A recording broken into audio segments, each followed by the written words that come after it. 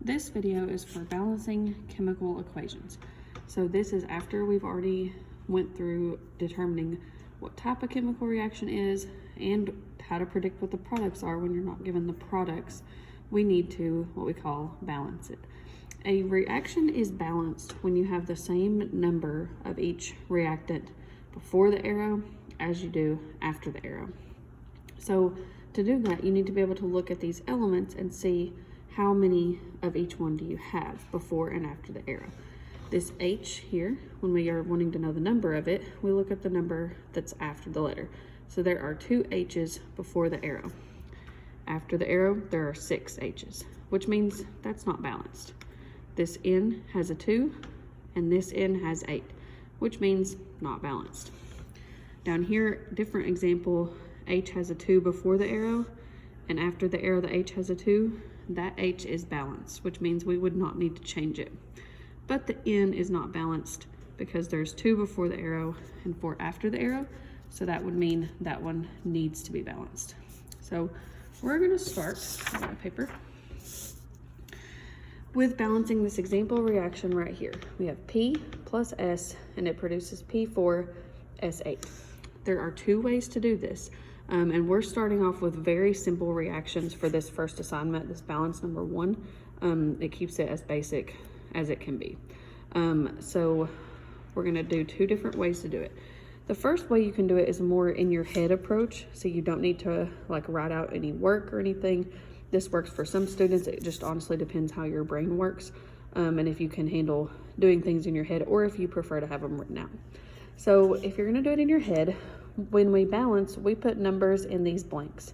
Your reaction will come with a blank before every element or compound, and you're gonna put numbers in the blanks. That number in the blank kind of multiplies whatever comes after the blank by that number. That's what can let us have, the same number before the arrow as after, when before we start, they're not equal. So let's look at P first. The P before the arrow has no number, which we should know means it has 1. After the arrow, we have 4 P's. So we need to make the 1 P equal 4. To do that, we want to multiply our smaller number, 1, to equal our larger number, 4. And whatever you want to multiply the 1 by to equal 4, you want to write that number in the blank. I want to multiply it by 4, okay? So that, when I put a number in a blank, it multiplies this little number by that. So 4 times 1 means that now I have 4 P's before the arrow, and I have 4 P's after the arrow, which means P is now balanced. S is not balanced. I have no number, which means, of course, a 1 before the arrow, and then after the arrow, I have 8. So I need to multiply this 1 to equal 8 for S. And now, of course, you have to say, what do I need to multiply 1 by to get 8? And whatever we multiply by is what goes in the blank. 8 times 1 is 8, which means now before the arrow, we have 8S, and after the arrow, you have 8S, which means both the elements are now balanced because I have multiplied them. So whenever you're done and everything's balanced, we have an empty blank sometimes, and all you need to do with this blank is just put a 1 in it. That reaction is now completely balanced. Now over here, if that, doing it in your head a lot is a little bit confusing to you, there's a table that you can use that's pretty helpful. The ERP. E stands for your element symbols. So you'll just look before the arrow and put whatever element symbols you have. P, S. And then you have an R and a P. The R stands for reactants. So that's just how many of each element that you have in the reactants, which is before the arrow. I have 1 P and 1 S. The P after the arrow stands for products. So this is just how many of those elements do you have after the arrow in the products. I have 4 P's and 8 S.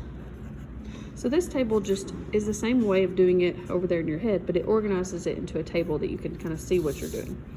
So in order to balance it, we need to multiply the 1 to get 4. So we want to always multiply the smaller number to equal the larger. So you can write it in here if you want to and say, what do I need to multiply 1 by to get 4? And that's times 4.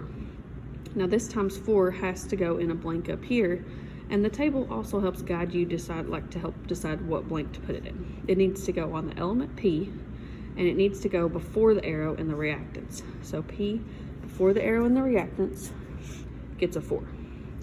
Now that 4 multiplies this 1 by 4